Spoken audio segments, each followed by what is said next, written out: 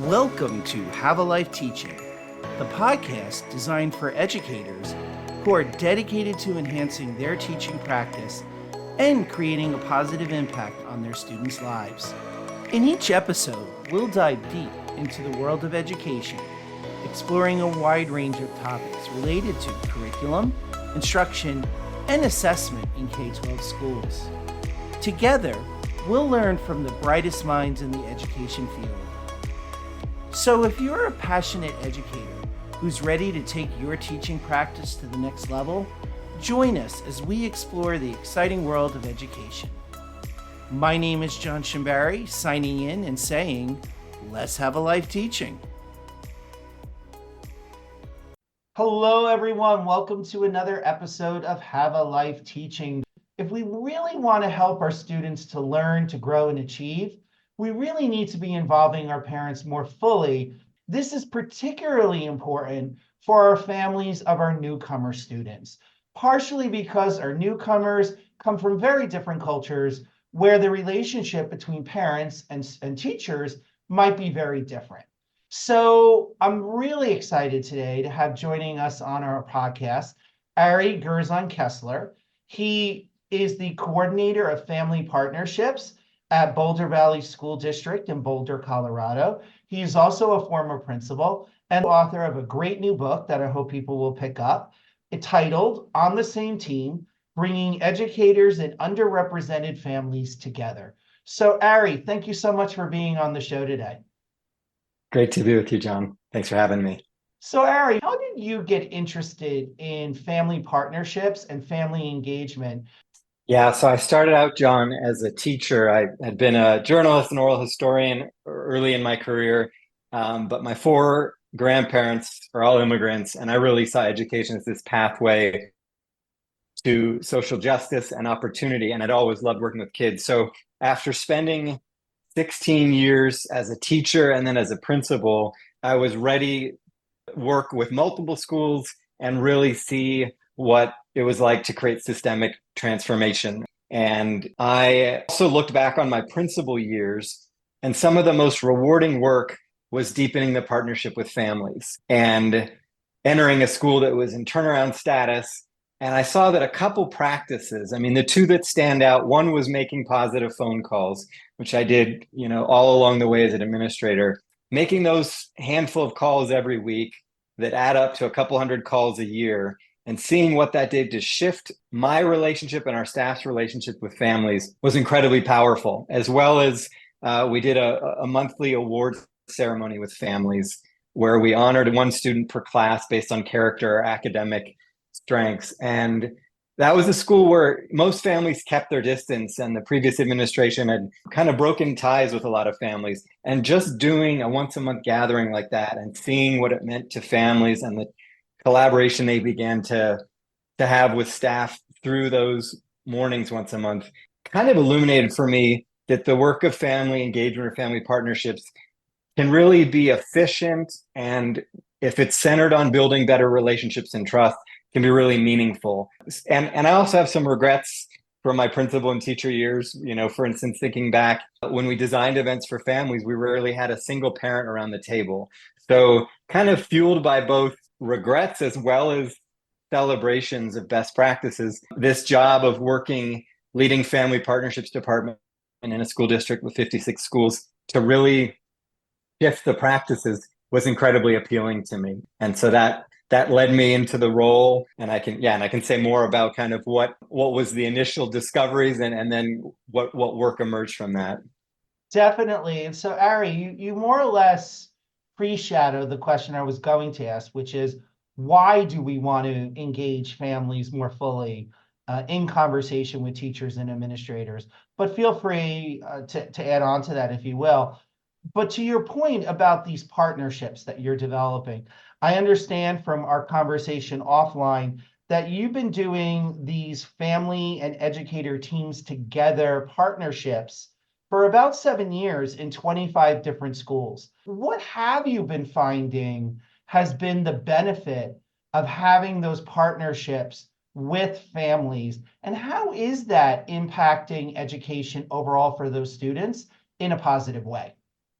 Love the question. I began in the role, like many of us in district roles, I had 35 different job responsibilities.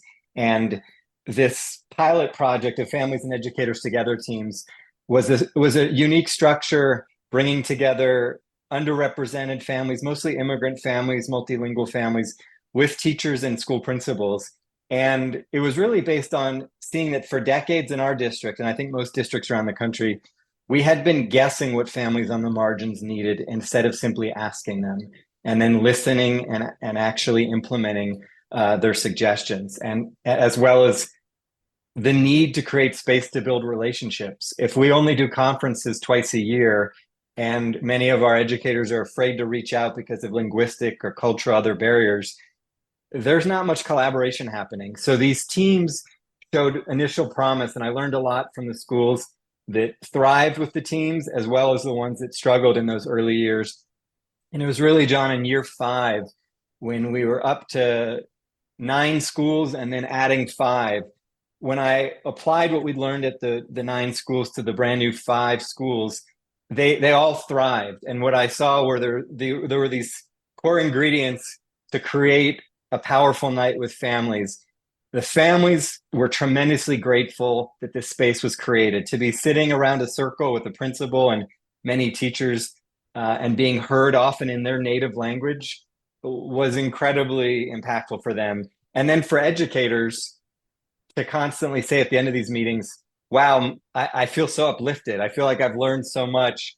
I never knew how much families really care about their kids' education. For a principal to say, wow, this is helping me connect with all of my communities and hear voices I've never heard.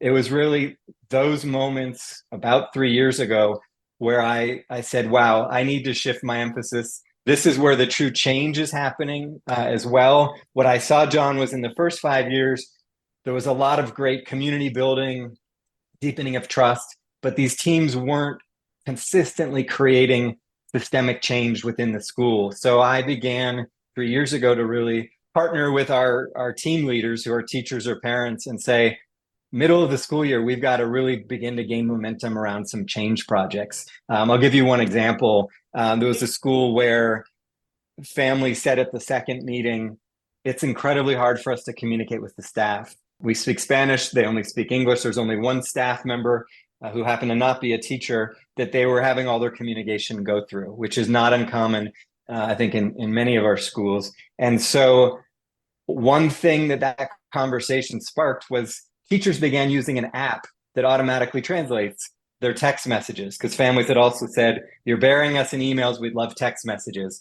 And so that shift, as well as some feedback they gave on parent conferences not being as satisfying as they wanted, led to 2 concrete projects that within a couple of weeks or months, the amount of relationship and communication that was built compared to years of there really being a void showed me how much power there is in us just simply creating a space, break bread together, have great questions for families, and engage in meaningful conversation. And what really resonated with me, Ari, with what you were talking about is, let's face it, as human beings, we all have biases. Teachers have biases, families have biases, students have biases, we all have biases.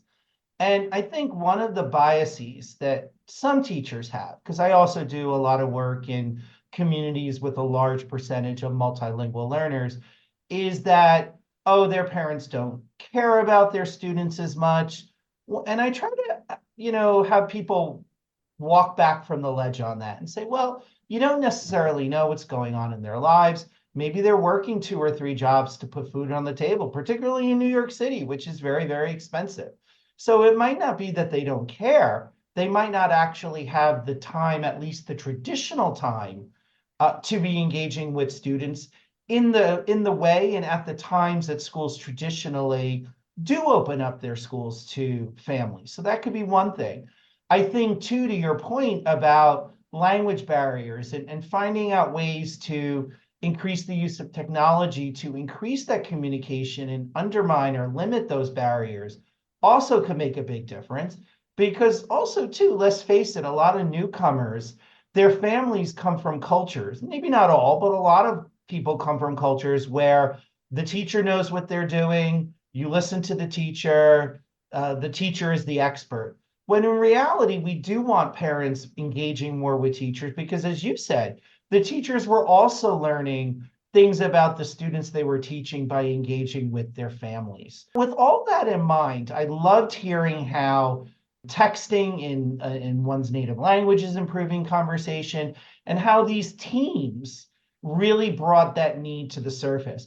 You were also mentioning another need that folks had, and you were suggesting that some families felt that the parent-teacher conferences could be run a little differently. Could you talk a little bit about what you uncovered there? Absolutely. Yeah. Just yesterday, I finished writing an article about this topic after 5 years of kind of just being a support to coach teachers around it and learn from their experience as well as my reflections as a principal and teacher. So my experience, John, has been as a teacher myself, talking way too much during conferences, not necessarily truly treating parents as the experts they are on their kid. And then as a principal, seeing that same pattern of families coming in and really having to sit back and listen to the teacher and often being overwhelmed by data and numbers that aren't either clearly explained or there isn't the context given. So this kind of one way experience that for both parties feels really hurried and often unsatisfying. And there's many exceptions, many sweet connections happen during conferences. But what I found in our district, and I've seen in every district I've been in, was that dynamic of lots of teacher talk, teachers feeling like they have to demonstrate their competency by being very comprehensive in what they share. And at the school I referenced, what we learned from families was they wanted some space to share what they knew about their kid. They wanted some time to ask questions.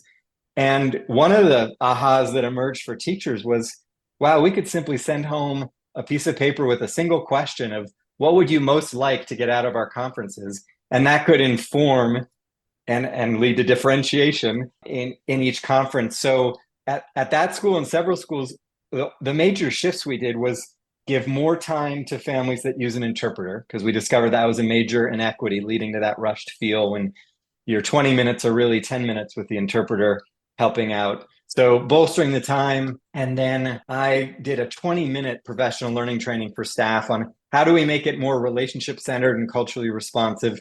Some very obvious as well as just best practice tips. And to hear the difference it made was really rewarding, because instead of the teacher feeling like they've got to give some detailed, thorough report, it began with, share with me how the year's going for your kid. What can I do that would be most helpful? And just some of those questions that really lead to dialogue and meaningful exchange. So not any dramatic, time extensive work for teachers, just to really shift in the approach to those precious 15, 20 minutes, or in our middle schools and high schools, 5 to 7 minutes.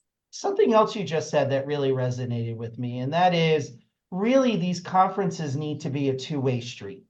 That it shouldn't just be teachers dumping all this data on parents, as you were mentioning, or speaking really quickly and then just saying what the child is doing well, where they need help, and what the parent can do to help their child, right? But having that opportunity for the parent to share what they know about their child. So again, making it a dialogue between the parties. So to that end, you were talking about ways that some of your client districts have done that to provide that space for translators, to provide that space for parents to be talking more about their children to teachers. What are some other ways you would recommend for educators to be bringing families in to the conversation about their child's learning, especially schools that might have a large multilingual or newcomer population, but might not necessarily have access to these formal teaming processes that you're working through and on? Yeah, great question. And I do see these teams and creating this space being purposeful, but I know it takes time to build those. So I'd say, some of the work I've been doing is knowing how to identify some really high leverage practices. So to your question, I think, a few stand out: positive phone calls, texts, emails, postcards, to build that relationship where families see the teacher as warm and welcoming and realize, oh, I don't need to keep my distance. They want to engage with me. And recognizing that for many teachers, as much as they might like to do that, there's so many demands on their time. So what I've found and encouraged a lot of our school leaders to do is end a staff meeting once a month, 15 minutes early, encourage the staff to go make 3, 4, 5 calls. It bears so many different fruits. So that aspect of positive communication, or even some of our FET teams have illuminated, particularly at the middle and high school level, parents saying, hey, I don't want to discover my kid's struggling in March or April. I want to know early on. And that's led some teams to prompt their staff to begin doing academic text updates, which has been really powerful, and then leads the parent to get it in their native language through, talking points or whatever app your school or district might use, and be able to engage in a back and forth. The parent can then ask, well, what could I do at home? And then the teacher gets to, draw on their expertise and make meaningful suggestions. So both the positive communication and just ongoing personalized communication, I think, is particularly effective.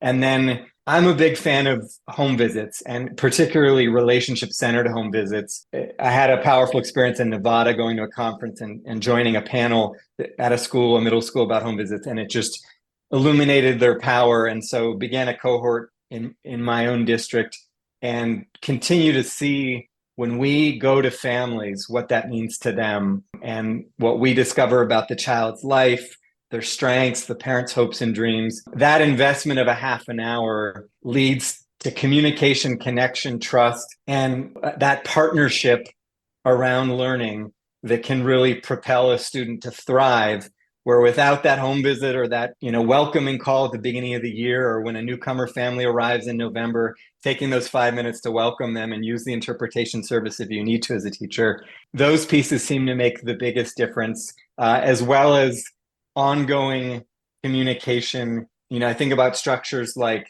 the APTT process, which leads teachers to host a night where they share with families, here are the goals we're trying to reach in reading or math, and here's how your child's doing now. Some of those structures that really invite families in to be much more aware of the learning that's unfolding. And, a last example that emerged in one of our FET teams was 3 moms were in a small group conversation at the beginning of a team meeting.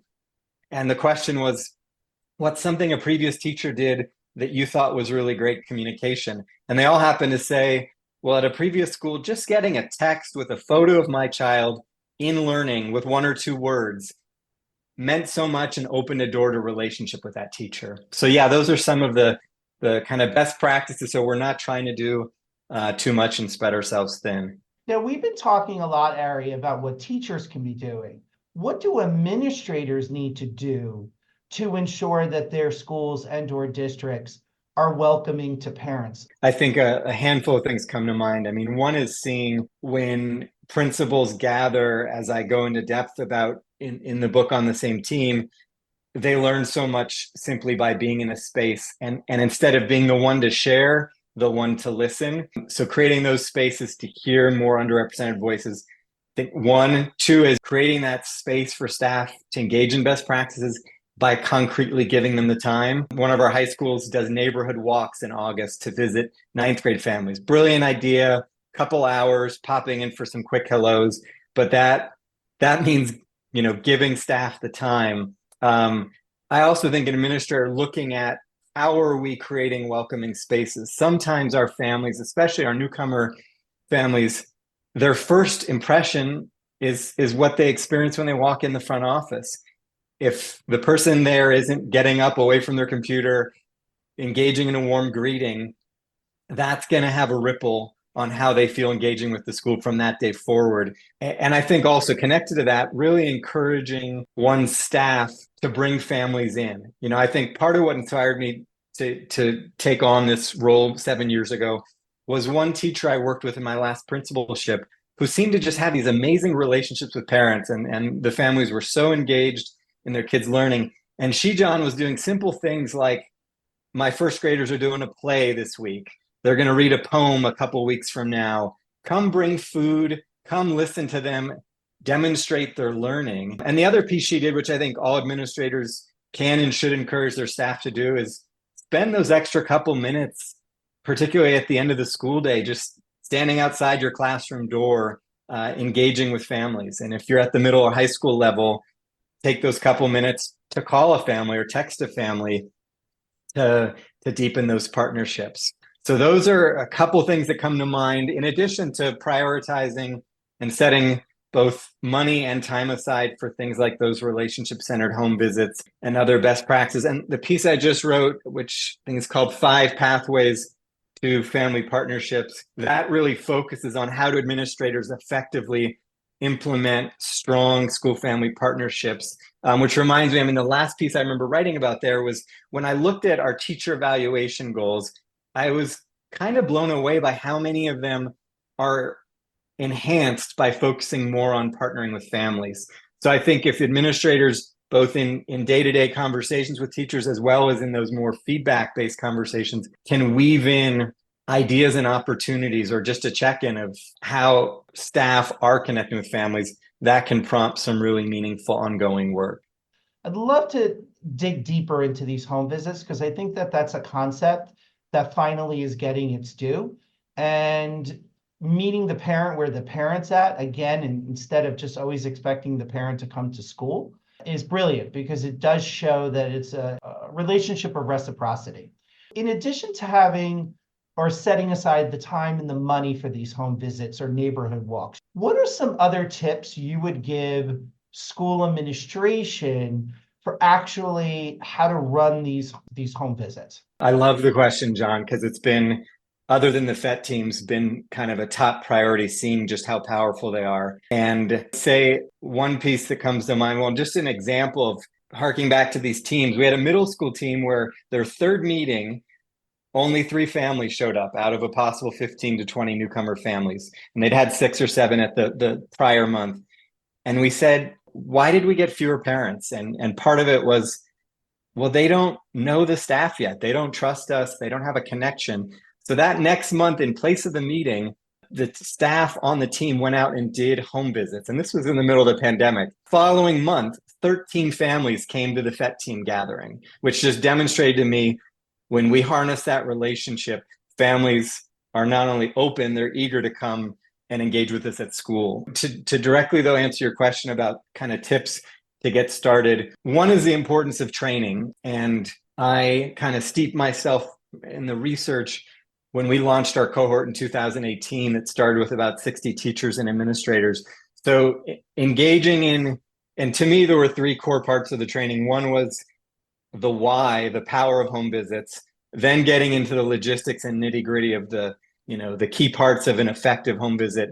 And then I added some time around how do we engage in a culturally responsive home visit, look at things like you mentioned earlier, biases, look at our own biases as educators. So I'd say training is a huge part, ideally compensating teachers. And for us initially, it was $25 a visit, just to acknowledge teachers are often doing this on their own times, after hours, on weekends, and then setting the bar realistically. So what I came to based on some learnings from a colleague in Denver was, why don't we start out with 5 visits between August and Halloween while the weather's still pretty good? And usually most teachers, after they've done a few, they want to do more. And I was just doing a home visit 2 weeks ago with a teacher who said, I'm aiming for my whole class this year because it's so rewarding. And on that visit, John, we learned 2 really powerful things. Well, one is that the young boy, about 10 years of age, his cousin had just arrived from El Salvador,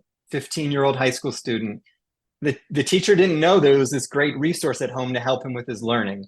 So that was a wonderful discovery. And then he brought out some of his drawings, and basically we saw his passion for art, which the teacher can now harness in the classroom and connect it to a host of academic subjects. So yeah, I'm a huge fan of home visits because they just end up being transformative. And we as educators, I remember a piece of research that said nothing supports the development of our own cultural responsiveness more than engaging in home visits compared to other professional development trainings and books and all kinds of things. That really engaging, which is why these team meetings each month are so powerful, because we learn from families so many insights that we simply couldn't gather anywhere else.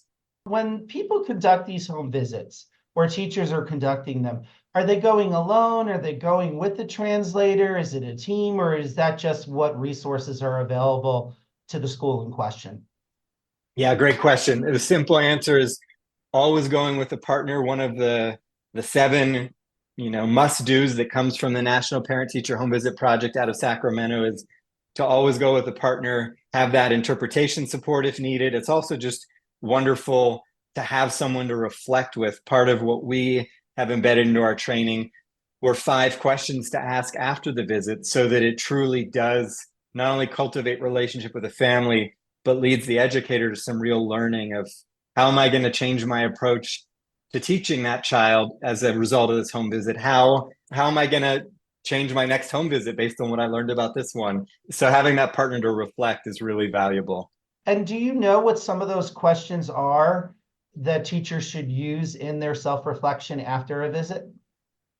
Yeah, so I just shared 2 of them. That one around how will I teach differently as a result of this visit. Another one I didn't mention was how have my biases or beliefs shifted as a result of this home visit? And that's often a really powerful kind of private reflection that can really open up insight. So those are a couple of the other questions. I don't have the other 2 memorized, but they're really around fostering helpful reflection that will change teacher practice. A lot of what you said, Ari, is really resonating partially because I've had guests speaking about some of those other things you're talking about. So for our listeners, if you're interested in what Ari and I are talking about, particularly when Ari was talking about parent calls and making parent calls, definitely check out the first episode of the podcast, which was with Crystal Frommer, because she just recently wrote a book on connecting with families through those positive calls. And also, I would recommend folks listen to another episode that should be published by the time Ari's episode here is published. And that's with Maria Underwood, where she talks about establishing a culturally relevant learning community. I would also add the conversation that I had with Mariah Rankin Landers, talking about creating lessons that love students. So Ari was talking about learning that a boy particularly liked drawing through some of those home visits. And so Mariah Rankin Landers really goes into tapping into student interests in creating lessons that love students. So I highly recommend that folks listen to those episodes in combination with Ari's. But Ari, before we conclude, is there anything else that we haven't talked about engaging parents, whether in these team meetings, whether through home visits, that you feel our listeners should know? Yeah, thanks. I mean, what's coming to mind is I'm remembering that the research out of Chicago, Anthony Brick did, showed that to go from being a good to great school, good to great teacher, administrator, good to great district, one of the 5 keys was strengthening school family partnerships. Yet I know and regret as a principal and teacher that it often was lower on my priority list at times because I was attending to what was urgent. So this piece of really prioritizing it. And what's also interesting is the research talks about, John, that when they've surveyed teachers on what is the area you feel least confident or least prepared around, the top one was engaging with families. So through those phone calls, texts, home visits, I think that builds our confidence and our competence around engaging with families and particularly engaging across difference. I read the other day that 27% of our nation's students are children of immigrants, and that's more than 20 million kids. And as I mentioned in the beginning, my book On the Same Team is about how do you create a team that cultivates meaningful collaboration across a host of these differences. And as I was writing the book, I know, John, you're a fan of kind of global education. One of the things that leapt out was I saw an article in the New York Times that talked about in Delhi, India. It was the one place in India where the school system had brought together parents, teachers, administrators, community members, businesses, and they had formed a very similar council to our Family and Educator Together teams. And Delhi had the highest growth in academic achievement. So it's not just that these partnerships lead teachers to want to stay in the profession longer and have all kinds of other rewards. It truly does translate to learning. So I hope folks will think about building a team, engaging some of these best practices. And I feel a lot of passion for this work because I've seen the difference it can make both on the individual teacher and admin level, as well as for a whole school community. So now, Ari, in addition to your book On the Same Team, which I will link to in the show notes, Where else can people find out more about you and your work? Yeah, so a great way to connect with me is on LinkedIn. And I've, over the last, I'd say 5, 6 years, published about 10 articles on both family partnerships, some on social emotional learning and how do we truly honor the whole child. And so short articles of mine are easy to find on ASCD, educational leadership, other places. If you just Google my name, Ari Gerzon-Kessler, and articles, a number of those pieces of writing will pop up. And I'm happy if someone reaches out on LinkedIn. It's a 5-second thing to send someone an article. So happy to share that way too. Thank you so much, Ari, for your time today. This conversation has been very informative, so thank you. Thank you. It was a real pleasure, John. I appreciate the opportunity. Thank you for listening today. I hope you got some great tips that you can bring back into your teaching. Remember, have a life teaching without sacrificing your own. Also, don't forget to subscribe and be well.